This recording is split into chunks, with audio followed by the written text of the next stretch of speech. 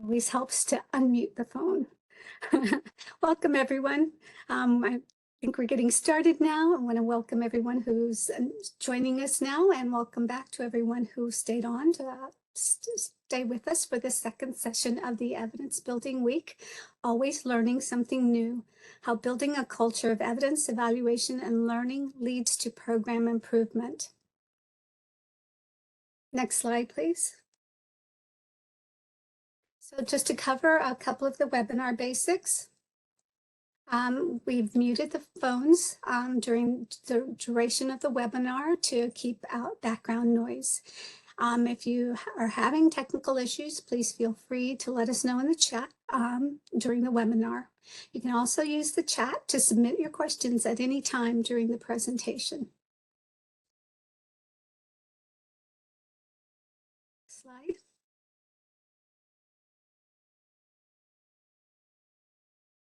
So the purpose of this session is to help attendees better understand what building a culture of evidence, evaluation, and learning means, and why it matters when it comes to better serving participants and focusing on program and continuous improvement.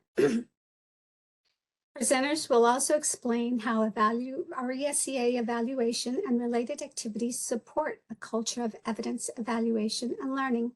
And finally, we aim to help everyone feel confident and inspired to build a culture of evidence, evaluations, and learning in their own programs, agencies, and organizations. Next slide. During this session, we will emphasize learning to improve the effectiveness of programs, present what a culture of evidence, evaluation, and learning looks like, and explain why it is important to have. We will also demonstrate how state agencies can build this culture into the RESEA program context and share how some states are working to build this culture in general and for their RESEA programs. Next slide. So I am Gloria Salas-Cas, and I am with the Employment and Training Administration's Office of Policy Development and Research, and we work in partnership with the Chief Evaluation Office to conduct the evaluation technical assistance, part of which we're doing this week with you. Joining us for this session is Larry Burns,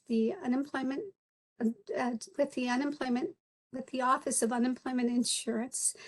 He manages the RESEA program, and our RESEA evaluation team members, Demetra Nightingale, who is an Institute Fellow with the Urban Institute, and David Katz, Principal Evaluator with Apt Associates. Next slide. Our state panelists are Gustavo Aviles, Chief Analytics Officer and LMI Director at Washington State Employment Security Department. Gustavo has worked with the state of Washington for 20 years, holding different economist and research positions. From 2013 to 2022, he served as the ESD Program Evaluations, Research, and Analysis Managers. During this time, he helped to build the initial RESEA evaluation research team. Also with us is Suja Joseph, who's worked with the Maryland Department of Labor since 2010. She now serves as the statewide director for reemployment programs. And Suzette Robinson, who is the RESEA director for the Texas Workforce Commission. She has over 25 years of experience as a public administrator in the areas of transportation and public works. She is also a retired Navy Reserve officer who possesses a master's in management and a BS in physics. Next slide. So to get to know who's with us in this session, if you could answer the poll, who's in the room, and select a response that best corresponds with your organizational affiliation. If you're in one of the other categories, please enter which federal agency, state, or other agency affiliation that is in the chat.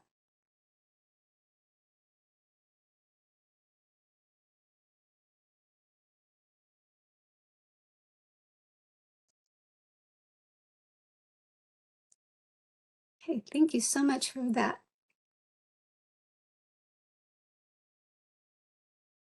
Looks like we have more than half of our attendees are from RESEA programs. It's good to see. Thank you. Okay, so if we can move to the next slide. We want to start this session with a 30,000-foot picture of how federal agencies are looking to build evidence for and invest in what works within our own agencies and the agencies or organizations that we fund. Next slide. For the past decade or so, the federal government has taken significant steps to prioritize and generate high-quality evidence that policymakers and program administrators can use to make informed decisions. Around 2010, Congress established an independent commission on evidence-based policymaking to develop recommendations for improving the use of evidence throughout government. This led to the Foundations for Evidence-Based Policymaking Act of 2018, which established evidence standards across the federal government. The premise of the Evidence Act is that evidence can be framed in 4 different areas of program management: policy analysis, performance measurement, foundational fact-finding, and program evaluation. The evidence requirements are a tool that the federal government is using to help us or to incentivize us to be better learning organizations, to use what we know to improve outcomes, and to learn and build evidence when we don't know or when we don't have the evidence to demonstrate effectiveness. All of which leads us to the discussion for this session, the culture of evidence and evaluation that leads to learning and improving our programs. Next slide.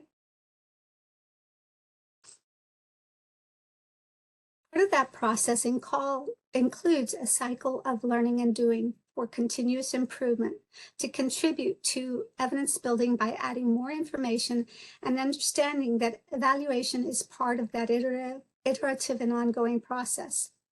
It starts with the existing evidence, and it can be used to plan and conduct an evaluation of the program. Once that evaluation is completed, what you learn from it, either one you conduct or one that another state conducts, is considered evidence. It may lead you to changes you want to make to your program. And in turn, it may be an opportunity to evaluate a newer program or a component of the existing program to continue learning more about what's most effective in helping people get back to work. With that, I'll turn it over to Larry. Thanks, Gloria. So my team develops the annual operating guidance for RESEA, and that was one of the first places where we started to talk about a culture of evidence. So before we get into more detail, I wanted to go over at a really high level some of the concepts we introduced in the latest round of RESEA guidance.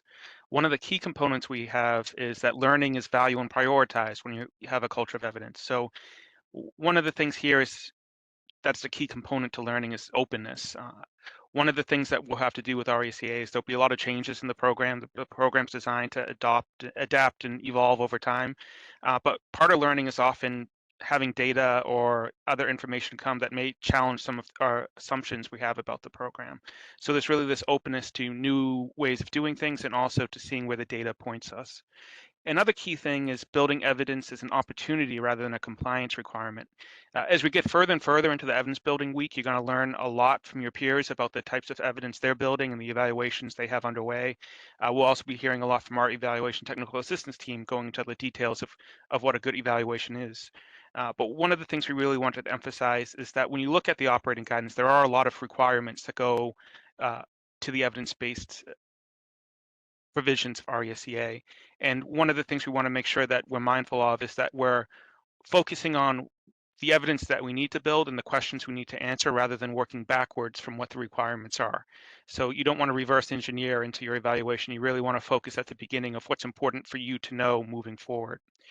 We also wanted to focus on the fact that evidence should be developed using multiple sources. And during session 1, we had a very good overview of our recent surveys and a lot of gratitude to the states for completing those.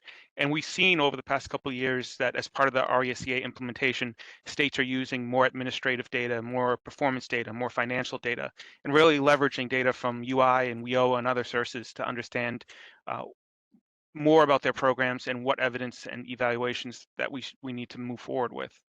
There's also this focus on continuous program improvement. RESEA, when it comes to evidence building, we're not a one and done model. There's going to be, as Gloria mentioned, a continuous cycle of learning, studying, and learning some more. So it's really a focus on this continuous growth of the program. And one of the things we've seen over the past couple of years during the pandemic was how quickly programs need to evolve on to reflect what's happening in the economy or other conditions. And lastly, we wanted to focus on a creative mindset supporting innovation. One of the things we don't want to get lost in the shuffle when we're talking about the guidance and the technicalities of evaluation is that the intent here for RESEA is to find what works, share it, and use it. So we don't want to lose that while we're talking about some of the more technical aspects. The whole goal of this program is to help UI claimants get back to work sooner and have better outcomes. So we wanted to make sure that stays at the forefront of our minds as we have these discussions. So with that, I'm going to pass it off to Demetra to carry us on into a little bit more discussion about what a culture of evidence is.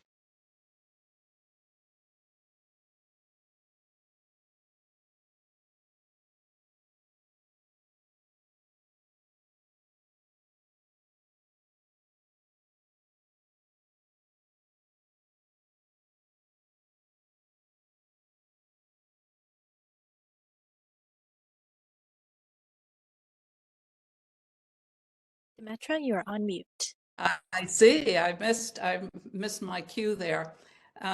Thank you to Larry and Gloria and to the great participants in the first session. We've heard a lot about evidence evaluation and the activities involved in evaluation. I'm going to just spend a few minutes talking about a little bit more about the culture of evidence, what it means, and then we'll hear from some states. Next slide, please. So what is a culture of evidence evaluation and learning, and why is it important?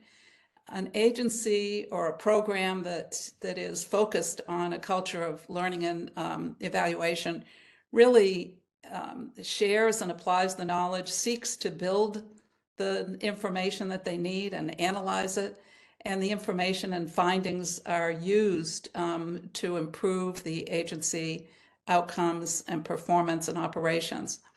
And the culture-based of evidence also continuously asks questions about the program to assess and improve results. It's important to remember that, and you've heard about this already, there are many types of evidence. Impact evaluation and analysis, which we're focusing a lot on this week, is one type, but it's also cost-benefit analysis, cost analysis, performance analysis, data analysis using your program and administrative data, and importantly, labor market information, behavioral tests or economic tests, and rapid cycle trials and pilots, literature reviews, historical analysis, case studies, implementation studies, and importantly, experiential and cultural experience as well. Next slide. So what is an agency or program like when it has a strong culture of evidence evaluation and learning? First, leaders and staff have a shared desire to improve operations and to improve participant outcomes and program outcomes. And the kinds of questions that are routinely asked are incorporated into the structure of analysis about service delivery, about operations and program implementation, about participation, outreach, and services, and the delivery of the services, the partnerships. We've already heard some today about partnerships between the UI program, RESEA, WIOA, the local boards, and the Wagner-Peiser system. There are certainly others. And then also asking questions about outcomes. So research, analysis, and evaluation in an evidence-based agency are routinely incorporated into the regular program agency functions, which I'll talk about in a minute. Data, information, and findings are used to make program improvements or identify new questions that might be of interest or new approaches in program operations that you might want to consider, analyze, pilot, or test. Next slide. So how do agencies and programs cultivate a culture of evidence evaluation and learning in the RESEA context?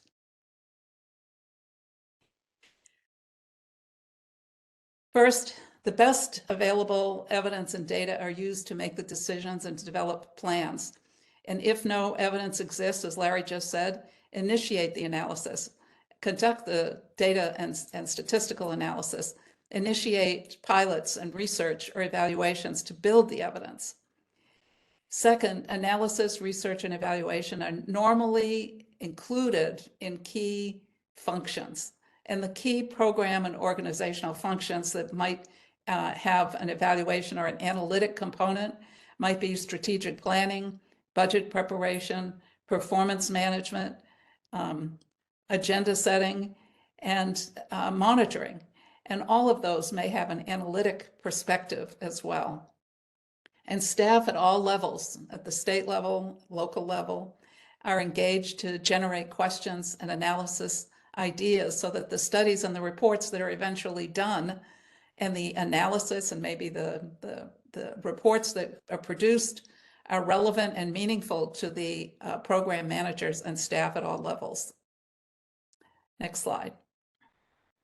So how do you start to build a culture of evidence evaluation and learning?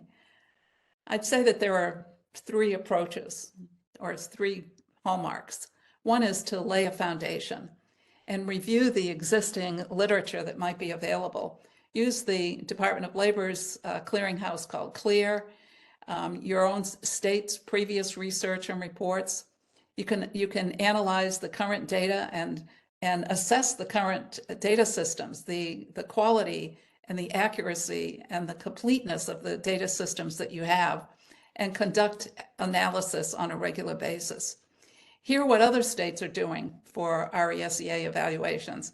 Sessions like this are great to hear what other states have been doing, and attend the DOL webinars, which provide another opportunity to hear about the latest research and evaluation studies that are done, and also hear from states. Develop a learning agenda or a plan as part of strategic planning and evaluation planning. And a good way to do this is to engage staff and managers to identify the questions. And you can do this through surveying staff at the state level or at the local level. You can have listening sessions, which are usually very helpful to get input and from the field. Could have webinars and workshops that solicit the questions and research questions and ideas that the local staff or state staff are really interested in. And then draft a plan that how you could address those questions in a learning agenda or an evaluation plan, called other things as well. And the third thing I would say is start modestly. We heard in the previous session about challenges that can sometimes come up. So look for and seek technical assistance and resources, in this case from the RESEA evaluation TA team and the hotline. Initiate studies, especially short-term studies that could be done quickly, because it gains and builds interest in the system for the results that come out. You could also have data analysis that could be done quickly, literature reviews, behavioral trials, and pilot studies, and conduct an evaluability assessment or a pilot that could eventually lead to a possible impact evaluation down the road. So I would say start modestly, but have an eye toward the future to continue to do evaluations. Next slide. So how can culture of evidence evaluation and learning be sustained once you begin it? First, support and plan for multiple studies or a sequence of studies and evaluations. One study alone is not really a strong basis of evidence. You can have one or more impact evaluations underway, or an impact evaluation and a cost-benefit study, or an impact evaluation and an implementation study. Revisit and update your learning agenda on a regular basis and use it to prioritize studies to consider. Make the learning agenda a living document so that you can update it for new priorities, and have regular ways to share findings with partners within the agency and with outside and with other states, with the national office and with other state RESEA programs. Periodically review the literature that is available. Use CLEAR and other literature, and there are special RESEA and WIOA sections there that are always kept up to date. And stay up to date on the latest findings. Attend the DOL regional and national meetings and webinars, and apply the findings from completed evaluations to improve the program. Next slide. So before we hear from the states, and they have some great experience to share with you, we had just one more little poll for you. And this is a really easy one, just a 3-pointer. Based on what you've heard so far today, where do you feel that your agency, organization, or program is in building a culture of evidence, evaluation, and learning? Is your agency just beginning? Is it sort of at an intermediate level where you're doing a number of things? Or do you feel that you're a real advanced evidence-based agency and organization? So just take a minute and let's see what you have to say.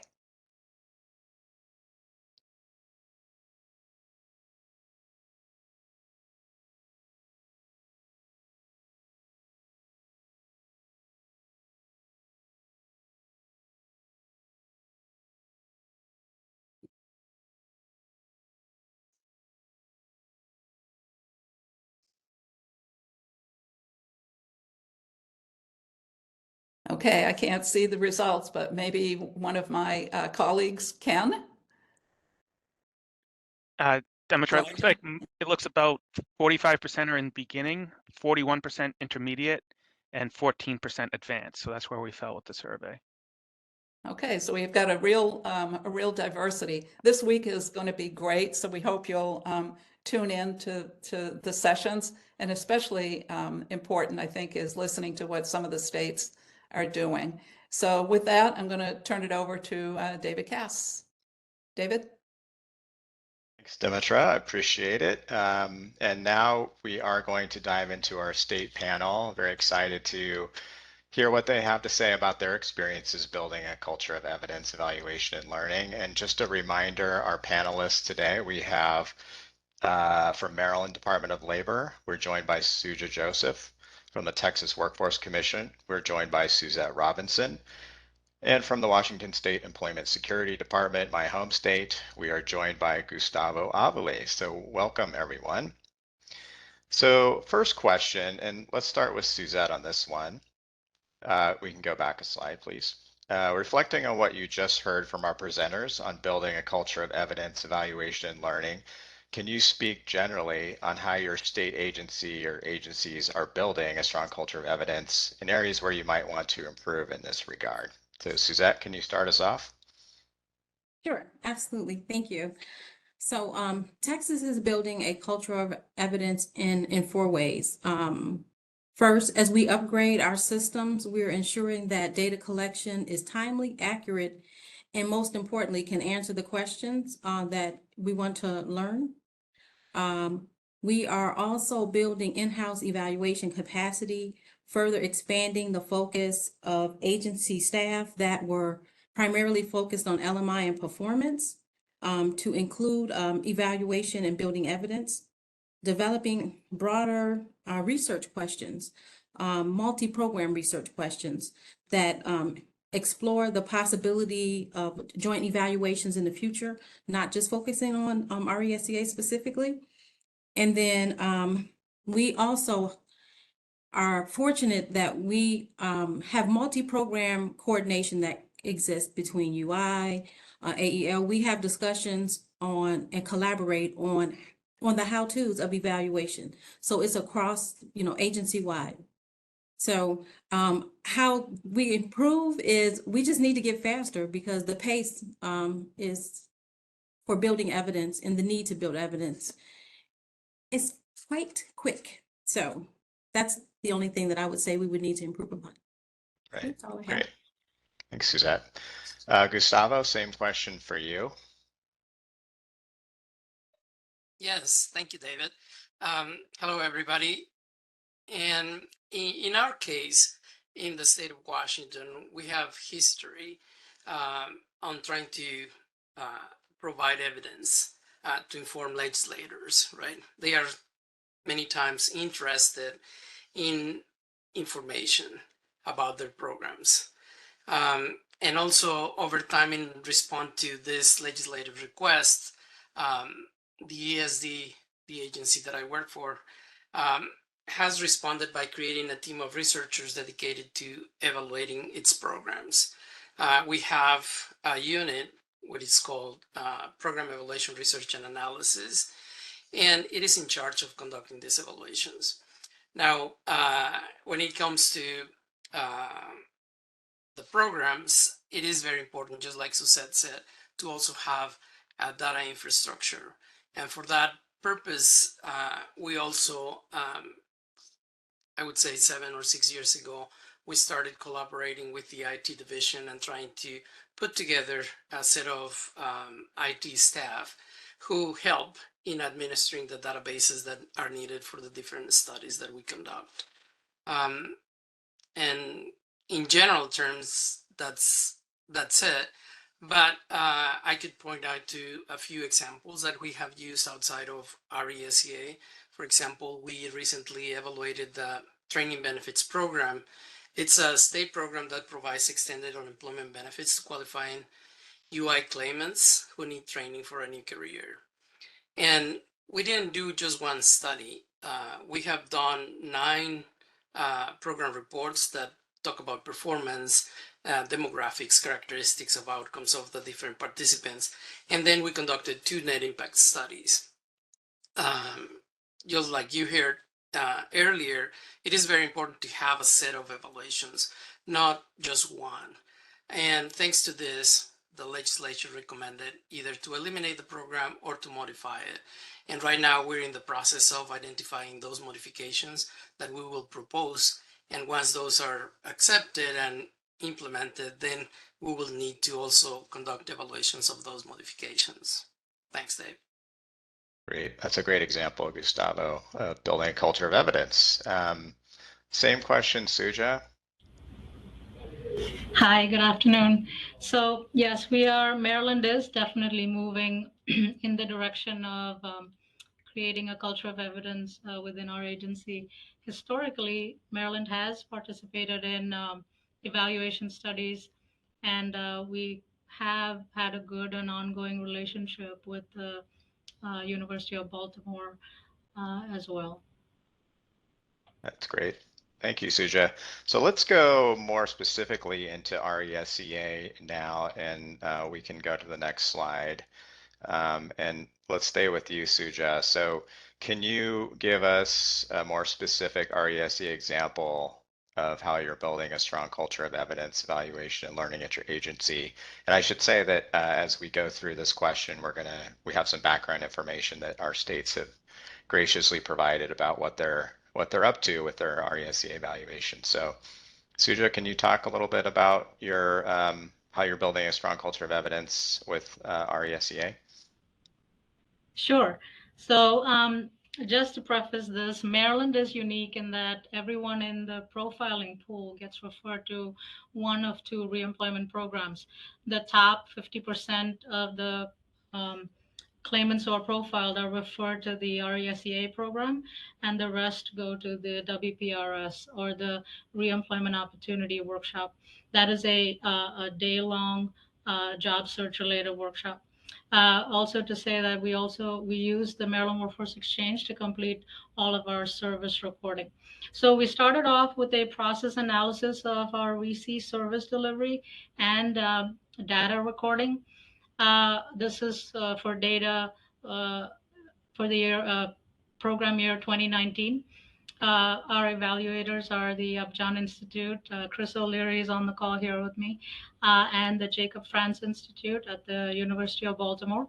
But what we learned from that first process analysis was that we needed to improve our data recording. There were some differences across areas in the state. We also learned that we needed to improve our WPRS profiling methodology. The next was a program year 2019 formative analysis. In this case, we only had data on participants. We didn't have referral data, but we did find that RESEA reduced UI weeks and dollars and also exhaustion relative to WPRS.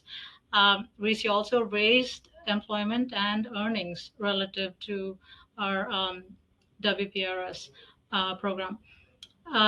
Then we did a PY 2020 impact analysis.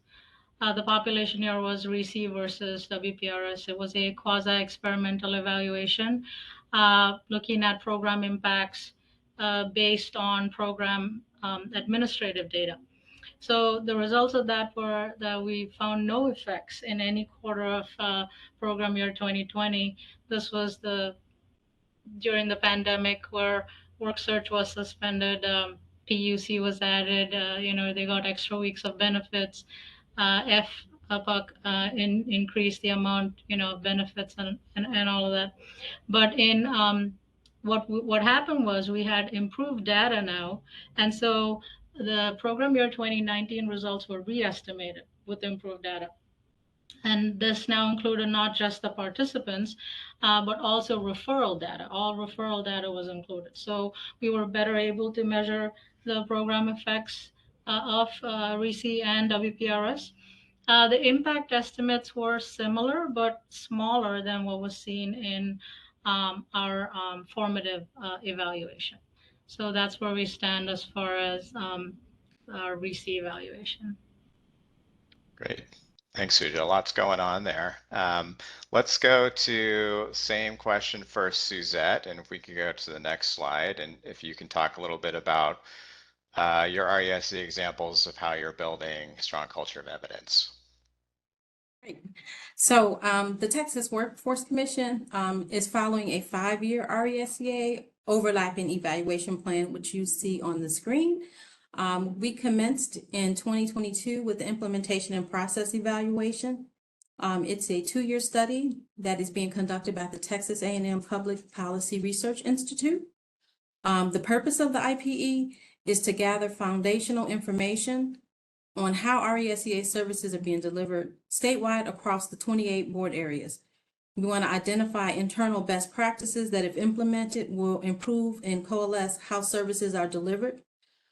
Review state level administration and oversight by Texas and 3 other states to identify any innovations and gather customer feedback on service provision. And then also what we can discover as a part of the implementation. In addition, the IPE results will be consolidated with the quasi-experimental design findings to give us a complete evidentiary picture.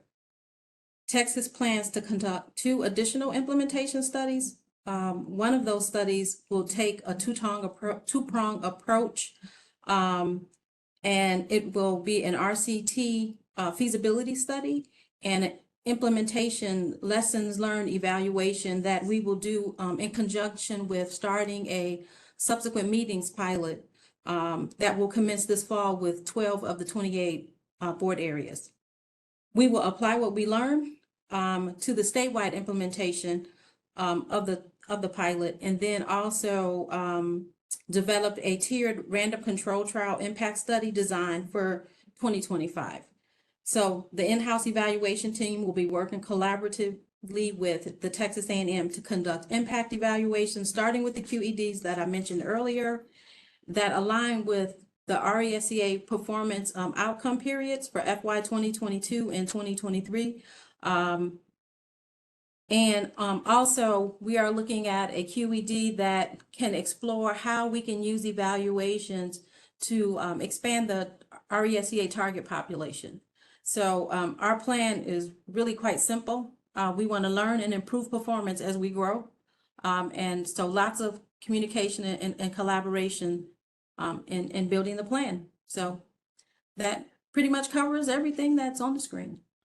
That's great. Thanks, Suzette. Let's go to the next slide, and if we could have Gustavo share. Yes, David, thank you.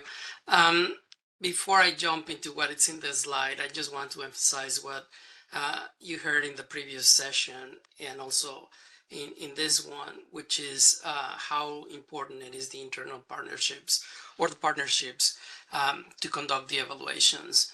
Our division, which I will refer to as the LMI group, Labor Market Information Group, collaborates with a group that oversees the RESEA program in the state of Washington.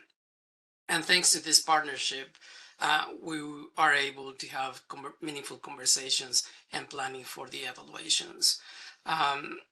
Also, another thing that I want to mention is that thanks to a randomized controlled trial that was conducted back in 2015 in evaluating the REA program, which is the predecessor of the RESEA program, some of the staff were already familiar with evidence building and also this particular method.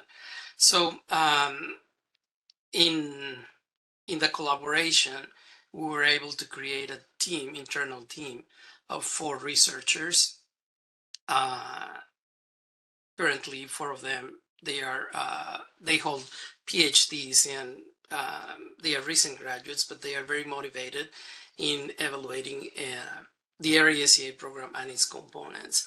And we also have one database administrator dedicated to putting together the databases that are needed for any evaluation that we have planned. Thanks to this partnership, we jump instead of being starting with modest evaluations like Demetra suggests. We started with a randomized controlled trial. Because of the pandemic, we couldn't start when we had planned and we delayed it for about a year. And it started in December of 2021, but we collected data through 2022. And by the end of, well, before I jump into the conclusion, the research question that we agree with this group, because one of the things that we have done is have conversations not only with the administrators of the program, but also with policy and also with the IT divisions, because it's very important that if we're going to implement something that it doesn't impact as much the program or that it is feasible, right? And so that's how we came up with the research question, which is, what is the impact of RESEA on claimants' careers and claim behavior?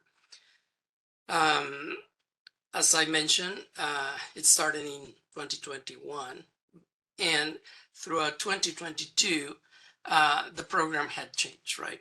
The way we delivered the service was mostly by phone. And in 2023, we reverted to providing it mostly in person or through video conference. And phone became a smaller portion. And because of that, we decided to extend the randomized controlled trial and continue to collect data. The preliminary results of just the 2022, when we had a lot of services provided over phone, are very positive. But we don't think that they are generalizable yet because of the changes that happen.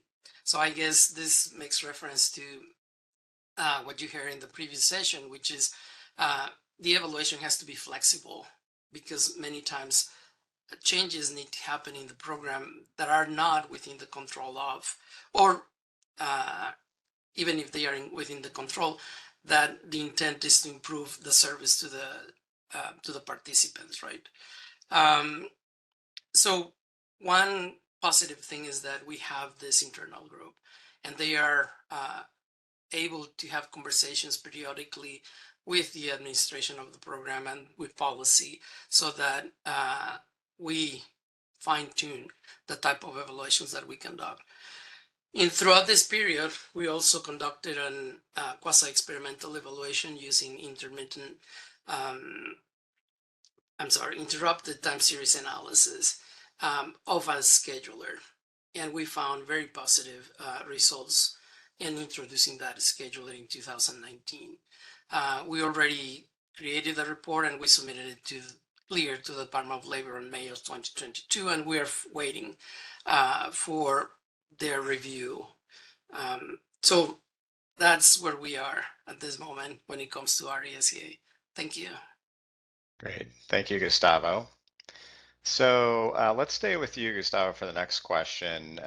It's important to talk about motivation for building a culture of evidence, all the great activities you've done. So can you discuss your agency's motivation for building a strong culture of evidence, evaluation, and learning, and specifically for doing some of the evaluations that you just discussed in your last response? Sure. Thank you again. So there are several motivations, right? Dimitra mentioned a desire to have continuous improvement philosophy within the agency. I'll talk about it in a minute. I want to point out that one of the things that has been common in our state is, and also at the federal level, is how legislators want to support programs that actually provide benefits to those who participate in those programs. And to us, that's a key component in having that motivation, because it allows us to have the conversation, to start the conversation, and to incorporate that into daily activities or annual plans, right? The second motivation is there are internally executives, and also because we have an internal research group, the research group and the executives who are very interested in generating the evidence whether a program is effective or not. So those two factors motivate our shop, right? And then the one that I mentioned, continuous improvement culture, is embedded in our agency throughout years, and I've been with this agency for about 11 years. The strategic plans always have a component of continuous improvement. One way or another, it is in the goal, in the measurement, in the strategic actions. We have that in it. And not only that, but it also goes to the lower level, which is a policy, right? And we have policies in place about expected behavior of employees. And one of those components is also expecting that the employee will participate and will have a continuous improvement of performance and services mindset, right? And we can go into the specific, but those are the three motivators that I can think of, David. Thanks. That's great. Thank you. Suja, can you talk about the motivations for building a culture of evidence in Maryland at your agency? I should say that our primary motivation is, our customer success, improving the quality of our customer service, which will, in turn lead to greater organizational success, the chance to improve the effectiveness of the RESEA program, staff efficiency, and also sharing the results of our evaluation studies with staff and management, where they get to learn how to improve, our program. Those are our main motivations. Great, thank you. Suzette?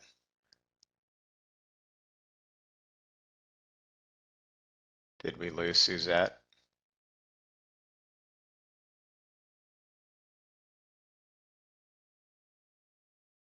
We may have lost Suzette. So why don't we go to the next question and hopefully we can get Suzette back. We may have a technical issue. So the next question, let's start with you again, Suja. What have you been most pleased with so far, or what have you found most valuable in the evaluation work that you've done? So these could be strategies you've used, the evaluators you've selected and been working with, the findings from the evaluation, innovations or program changes you've made. What's been most pleasing or valuable? So mainly our improved communication and collaboration with our partners, the Division of Unemployment Insurance, especially during the pandemic. That relationship was strengthened. Carissa Bishop should be on this call as well. She's here. She's our main partner. Work with her on a day-to-day basis. Our eval team, Upjohn and JFI, awesome. can reach out at any time, ask questions, learn more, and are very actively involved in planning future evals for RESEA. We also, I'm happy that we're sharing the results with staff, like I said earlier, so everyone knows the results. We can work toward a goal together, and these efforts, and that the staff can know that their efforts are leading to better quality services. We also share this information in staff trainings, and we have an annual reemployment summit that unemployment insurance also participates in, and we share our eval studies with them as well. We are happy that staff now has a better understanding that complete data is the basis for reliable eval studies. And we are glad that we had the opportunity to work on standardizing the procedures for recording data on RESEA services. We also are glad that we had the opportunity, and we are currently working on, improving our profiling model with the Department of Labor, and also with advice from Chris O'Leary from the Upjohn Institute. Great, thanks, Suja. And let's go to you, Gustavo. Same question. What have you been most pleased with so far, or what have you found most valuable in the evaluations that you've done? Sure. In our case, one thing that we're pleased is to have an internal research group. This doesn't mean that we do not interact with external researchers. For example, frequently we talk with a researcher from the Upjohn Institute too. But it's very important, or we are very pleased that we have internal evaluators that, like I mentioned earlier, can be flexible in adapting the type of evaluation according to the different research questions, and also are more in tune with our data needs for the evaluation and how we can collaborate with the different administrative systems in place and what is the data available, right? Having access to that data, it's very important in making also evaluation and research decision. This close collaboration with programs, IT, and policy groups is also one thing that we're pleased. We can have conversations and make decisions. Like Demetra was mentioning earlier, we are part of budget discussions and implementation and services, and we try to understand daily operations so that we try to come up with a correct evaluation. One thing that we are also pleased is that we were able to provide positive information when it comes to the reemployment appointment scheduler, or we know it as RAS. The evaluation ratified that implementing a selfless scheduler was a very good thing, a very component to add to the program. We learned that underserved populations increase their participation in unemployment insurance, and also that people with lower income or who identify as African American increase their participation. To us, this is very important because one of our goals as a state and agency is to increase the participation of populations that are underserved, right? And to us, this tells us that this particular component increased the participation of those who were not participating before this. And also in collaborating with this larger group, we are able to hone in into research questions, and we determine those research questions in group at the agency level. So that's very good. Thank you. Great, thanks, Gustavo. Okay, I believe we have Suzette back on a colleague's computer. Welcome back. Thank you. Gotta love that technology. Yes, in office technology. So yeah, sorry about that. That's no problem. Yeah, but could you answer that same question, which is what are you most pleased with so far, or what have you found most valuable in the evaluations that you've done? Sure. So I think that the most value is the collaboration and interest across the agency to build evidence. We've received a lot of the funding and support for the internal innovations report. is one of the first deliverables for the implementation and process evaluation.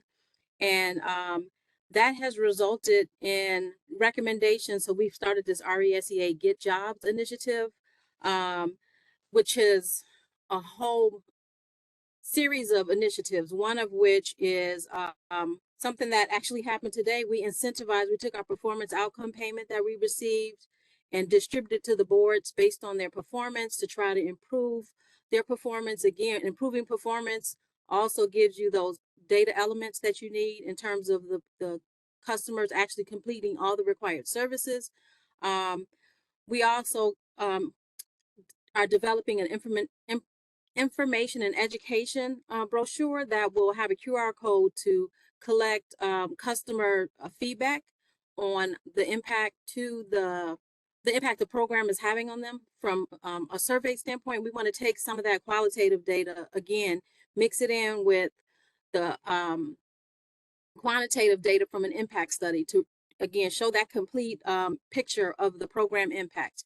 And then we're also doing a statewide training day for our local board staff as well as the service providers.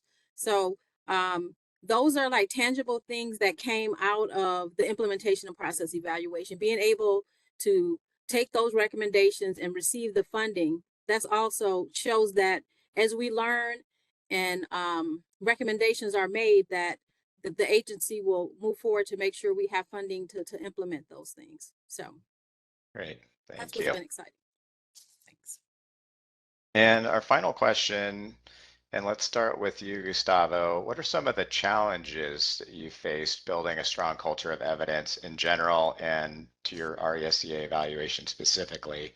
And how did you address those, or how are you trying to address those? Thank you, David. Yes. Let me start by talking about, although we have history of conducting evaluations in our state, there is still a challenge to making evaluations a permanent component of annual plans and operations of programs, right? As I was mentioning earlier, the fact that sometimes it is in a legislation and the law asks us to conduct an evaluation, that's usually how we conduct or build the evidence for that program. But those that do not have that component, then it's very hard for us to influence or get the agency or the state to provide sufficient funding to conduct evaluations, right? In the case of the RESEA, since it is funded and it is stated that there is a funding component to conduct evaluations, it is not as difficult, but for other areas it is. Another thing is we have turnover of executives, program staff, and once we have a new executive or a new staff working in the program, many times we have to go over again in trying to communicate and provide information on why the evaluations are important, what the different methods of evaluation are for responding to specific questions, right? You cannot use just any evaluation or any method of evaluation to respond to a specific question. It varies, right? And trying to, if you will, bring up to speed an executive or staff members to what we're doing, what the plan is, or what we have in place, sometimes is very challenging. And there are also other times in which we have staff or executives who are trying to tell us what method they would like us to use, because that would create less disruption to the program. And many times the information or the way it is, the program is running, we cannot use those methods, right? And we need to use a specific method according to our assessment, and usually in conversations with ABT or other external researchers. And that's also a tough conversation to have. There is also a predisposition that the program is effective without any evidence, right? And also, when we show results that contradict what they were perceiving, there's a reluctancy to accept those results. Now, for all these challenges that we face, we conduct many activities. One of them is having continuous conversations, right? And very meaningful conversations in why we're determining to use this method, why we're proposing this method for the research question that they are that they are asking us to address. So those conversations are very important. And that's why partnering with all the staff that are involved, policy, IT, and program administrators is very important. Because during that, thanks to that partnership, we can have those meaningful conversations and provide the information, the relevant information, either provided through the Department of Labor, through ABT Associates, or another external researcher that contribute to supporting what we're proposing. And also, one of the things that we have done for quite some time is incorporate peer review of any study. And we like to do it preferably externally, right? Although we conduct our internal peer review, we many times ask the collaboration of external peer reviewers. When I was making reference to the Training Benefits Program Net Impact Evaluation, the Upjohn Institute conducted that external evaluation. And that helps in having those conversations when there is a reluctancy to accept the results that the evaluation is providing. I hope that helps, David. Yes, that's great. Thank you, Gustavo. Suja, same question for you. If you could talk a little bit about some of the challenges you faced to building a strong culture of evidence, specifically for RESEA, and any things that you've done to try to address those challenges. I'm trying to think. Everyone has been on board since day one. We've had a slight lag now because we've had a change in administration and leadership. That's about it. We're now in the early planning stages of an annual quasi-experimental study for each year. We're also planning randomized control trials. Looking at nudges for participation and service components of RESEA. So we're moving on ahead strong. Okay, great. Suzette, same question to you. Some of the challenges that you faced in building a culture of evidence and how you've worked to overcome those. So I mentioned it earlier. We talked about the pace. The pace in which we have to build evidence to stay in compliance, I think, is a challenge. Just because it's a very fast pace, especially when it comes to the impact study and the complexity and the size of state. Meaning that Texas with 28 boards, we're almost like. Yeah, anyway, I don't have to talk to you about how big Texas is and the 28 boards, and they have very different socioeconomic impact. So trying to develop something and study something across the board and develop research questions that apply across the state is a little bit of a challenge. But one of the things that Gustavo said that I will echo, even though we haven't started our random control trial, I mean, he's describing it as the type of evaluation study, but I will say that that is going to become a challenge for us when we move down that path of how do we keep the treatment groups separate in a tiered evaluation after randomization occurs, and then they're assigned to 28 boards. So the scheduling and the assignment of claimants is going to become a challenge. And that's something that we're already working on and will discuss as a part of the feasibility study. I think we'll also look at how do we randomize in a way that's as least disruptive to the service provider as possible so that we get good results.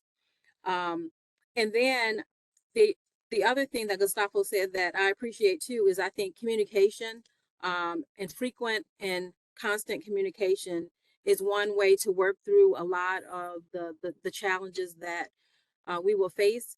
And also being able to learn more than just using the evidence so that it's applicable to other tangential programs, right? So again, something that you mentioned, Gustavo, about RESEA has the funding to build evidence, and there are other programs, but how do we leverage the funding from RESEA to apply to other segments of programs, that the evidence that we build is actually applicable, for example, to the Wagner-Peiser 10-week measure. So we're starting to expand our research questions more broadly so that they're answering more than just RESEA questions as much as possible. And then other programs could use some of that evidence as a means of becoming compliant with evidence requirements for those. So getting everybody together and on board to build those, because again, the pace of program implementation, just the regular day-to-day work that's happening, that pace is fast, and trying to get people to stop and say, hey, wait a minute, we want to do this thing over here too. Sometimes that's, staff's time is, trying to get that staff time to be focused on and as motivated as you are, because like I'm motivated and oh my God, and we have the funding and let's do everything, and then they're like, well, wait a minute, because so I think my pace is fast too. So to try to move things forward as well, but I have to recognize that the communication is key to bring the entire agency along with, and the pace may not be my pace. I'm going to give, this is my last little quote. And so, someone said baby steps, and I'm like, can we do a toddler trot? Like, I can't do the baby step. Can we do, I don't have to run and I don't have to walk fast, but please don't make me do baby steps. That's all that I have. Thanks, Suzette. Good way to conclude our panel. I really appreciate a lot of great insight from our panelists. Really appreciate you being here and talking with the group. Let's move on to Q&A. So now it's the opportunity for our audience to ask questions in the chat to any of our presenters, the panelists, or DOL or Demetra. You can chat them in. If they're directed to a specific speaker, you can indicate that so we get it to the right person. And while you're doing that, we do have a couple initial questions. First one is for Suja. Can you talk a little bit more about the annual summit that you mentioned? What impact has this had on your program and buy-in for evaluations? Yeah, so we started doing this annual reemployment summit in 2019. It just started off as, it never had a conference like that. We just wanted it to be a thank you, every year for our staff, where they could come, learn, be energized, meet great speakers, and also learn, we threw in panels, learning more about the policy, RESEA policy, row policy, all of that. But they started to be able to meet our partners. We invited unemployment insurance to the first summit that we had as well. So now it was not just an email address or a box that the emails went to for adjudication. All of that was they got to see the faces, and it was fun. And they're such an integral part of what we do, and that has continued over the years. So we do in each summit share the results of the eval studies. Just knowing that we're studying the different components, knowing that this has led to improvement. Chris and his team met with a lot of our frontline staff from different areas, when they were doing the process analysis. So it's just been this really great meeting that we've had year after year, and I would highly recommend it. They look forward to it every year. That's great. Thanks, Suja. So we have a question, Suzette. I'm going to sort of combine a couple questions for you into one here. So you have a lot of different types of studies underway or planned.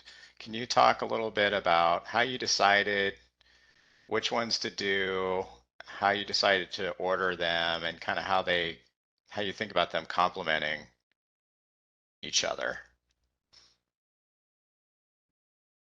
Sure. So, I guess some of the decisions about, like, especially impact studies have more to do with timing. So when we started down this process, and this plan evolves, and it has moved, and it has, quite frankly, changed as over time, as we learn more about what we want to learn about. Um, we knew because that we needed to start with the implementation and process evaluation, because Texas is so large and the boards. So if we had started with an impact study, it would be very difficult for us to apply the results when the implementation itself is varied. So we need to be able to tell that story first. How are services being provided? Um, we have a guide that says how they're supposed to be provided, but you have 28 boards interpreting what that means, right? And it's great if it's consistent, but it's not, just based on the internal evaluation report that we received already. So we know that it's not, but then evaluators can use that data when they're thinking about impact, right? So that was the first step. And then the quasi-experimental designs, when data already exists, and we started out with the original deadline to do a pre-COVID. We were going to use the data from pre-COVID because that's the only data that we had available. And then now, because time has shifted, the first set of data set from our FY 2022 performance outcome. So we started to match up. DOL is measuring us. We have an RESEA performance measure. So we're really tying performance in with evaluation. So we want to study the same periods so that we're actually tracking the same type of data that DOL is tracking as it relates to the program, and see what we can learn. And it again, it's just a lot of collaboration. And I think that Suja talked about, it's not just RESEA staff, policy staff, UI staff, our I3, our internal evaluation, LMI group, and are all in workforce automation. We're all in a room together trying to figure out what we want to learn about the program. So I think that also helped us build in, and then the random control trial is going to give us the biggest bang for the buck. The subsequent meeting, we have lots of funding, and Texas enjoys a very low unemployment rate, which also translates into a smaller likely to exhaust pool. So in order to make sure that we have eligible expenses, we have to provide more services, and then being able to use proven services, and then further prove that those subsequent meetings also would improve employment. It was like a no-brainer. How can we best use our funding that we already have to implement the program and learn and build evidence at the same time? So I think that that's really where it came from. This was these were the best choices that we had to really, when you talked about that continuous improvement loop, how can we build evidence, improve the program with the evidence that we're building the fastest? And that's how they were chosen. That's great. Thanks, Suzette. I think we have time for one more question. And there was mention, I think, Suja, you mentioned it, the importance of sharing, not just using reporting your evidence findings to whoever's funding you or to policymakers, but it's really important to share what you're finding with your staff. And anybody can answer this question among our panelists. Why is it so important to share information with staff, what you're finding through evaluation or other evidence building activities, and how does that help support a culture of evidence? So, I mean, just letting staff know what the results of their work are, I think will definitely help build, this culture of evidence, of effectiveness. Also, during, for one example, during the pandemic, we had one office start off with texting our RESEA customers. Attendance jumped from less than 40% to 70 to 90% in certain areas. So, you know, frontline staff have been, and then we shared this with other areas. And now, you know, during the pandemic, most of our areas were also, in addition to other ways of communicating on the Maryland Workforce Exchange, making calls, you know, doing all of that, they were texting as well, and we were seeing, you know, those results. Like I said earlier, Chris, for that process evaluation that we had met with, you know, met with a lot of frontline staff, met with different offices, talked to them. So I think just keeping them informed. Here's what's happening, you know, and why we're implementing this, because, you know, studies show that. And I think that has led to a greater awareness. I mean, anything that we do, we try to have it be research backed. We have an assessment tool now that we're using with RESEA customers. It's called the Agile Work Profiler. We partnered with the DeBruce Foundation. It's a free tool available. We want to study, you know, is that, you know, effective or not. For the letters that we sent out, we looked at Mathematica studies, you know, we had focus groups. So we've tried to include whatever improvements that we're trying to put in, we've tried to include that. But staff has always been a part of, you know, so I took a couple of staff members with me to Kansas City. They got certified in, you know, being agile coach, agile agilities coaches. They came back, they started implementing it in their workshops. We looked at how this was improving morale for job seekers, you know, and then we shared that with other staff as well around the state. We have more than 40 staff members who are certified coaches now. So we've been trying to do that, you know, include staff in all areas, and sharing these studies have been actually very, very beneficial. Great, thank you. I think we are out of time for questions. We have one more for Gustavo, but we can get to that offline. If anybody does have a question that they didn't chat in, but they do want to ask, please get it to us. We will find a way to answer that for you. I'm going to turn it now back to Larry at DOL to do a conclusion for us. Great, thanks everybody, and huge thanks for the panelists. This has been a really exciting afternoon. I think especially for me, because I was one of the first people to see the new RESEA legislation when it right before it passed, and to see how far we've come over the past couple of years with building evidence in these evaluations in this program. And you know, in federal government, it's really nice that we have the opportunity to do meaningful work that helps people, you know, strengthens our programs. But also, I've said this before on different events, but this program's really leading the way in building these cultures of evidence that's so important to making programs effective and kind of showing the future of what workforce development is going to look like. So huge thank you to the panelists for sharing their experiences and for everybody attending this event. I just want to wrap it up with a few reminders and heads up about a few things to be on the lookout for. So can we move to the next slide, please?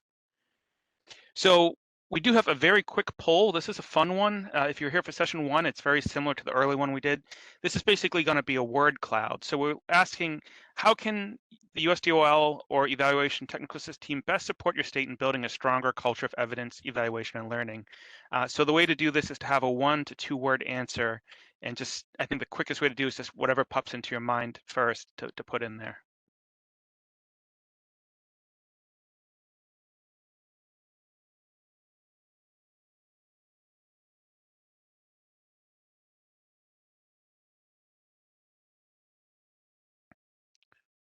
Ooh, there's definitely a leader. Examples, case studies, and training and guidance. So this is very similar to what we had during our earlier survey. And I do think the case studies coming up so predominantly, and that's one of the reasons we're doing this Evidence Week, is to actually have peer-to-peer sharing across states about what this looks like in specific states moving forward. So examples, case studies, expectations, and guidance. Those seem to be the ones that are really jumping out. So I appreciate the feedback on that. Give it another few seconds just to make sure people have a chance to respond.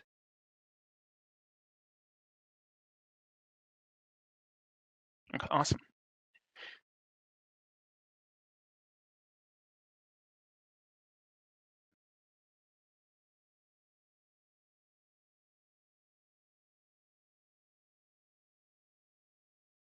So I think the three that are still standing out are examples, training, and guidance are the large ones there. So examples is definitely something we can work on moving forward. And hopefully you'll have some more examples. It's a good segue for our upcoming events. So can we move to the next slide?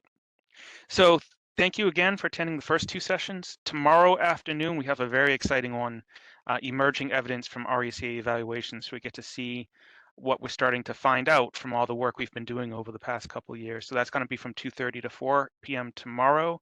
And then we'll have a wrap-up session the following day where we talk about what's next for RESEA moving forward in the years ahead. So really encourage everyone to attend these meetings. If there's people that should have been included on your team, please spread the word. There's still plenty of space for people to join and register for these events. So please be on the lookout for that. There's also going to be at 4 p.m. today a set of office hours. So these office hours were sent out by basically invite from our evaluation TA team to states directly through email.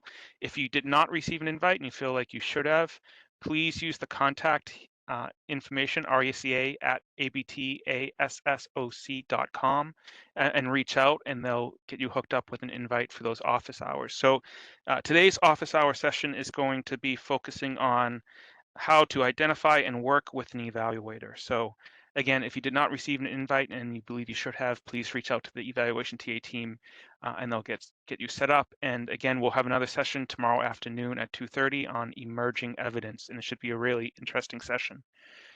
Next slide, please. So just before we wrap up, a few reminders about some of the resources that are out there.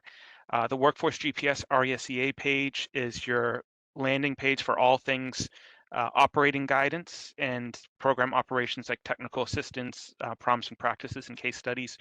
We're doing our best to keep that as current as possible. So if you have any general questions about RESEA, that's your first point of reference. CLEAR, as you know, that is where we host all of our evaluation and research work. And we do have specific RESEA resources there, the RESEA topic area tab, which has organized all the studies related to RESEA. And also, as you're designing your evaluations and talking about the culture of evidence, we have our casual evidence guidelines are also hosted on CLEAR. And lastly, the RESEA Evaluation Toolkit, which is a very robust set of resources intended to help all states launch and get their evaluations underway from start to finish. It's a really great resource if you haven't checked it out. And lastly, if there's any questions about evaluation or if you need those office hours information, please reach out to the RESEA Evaluation TA inbox. Really grateful to have that team standing by to help with any technical questions you may have. So I know we're coming up on time. And again, I just wanted to thank the panelists and all of our attendees for taking the time this afternoon to join us. And hopefully we'll see you tomorrow afternoon. Thanks all.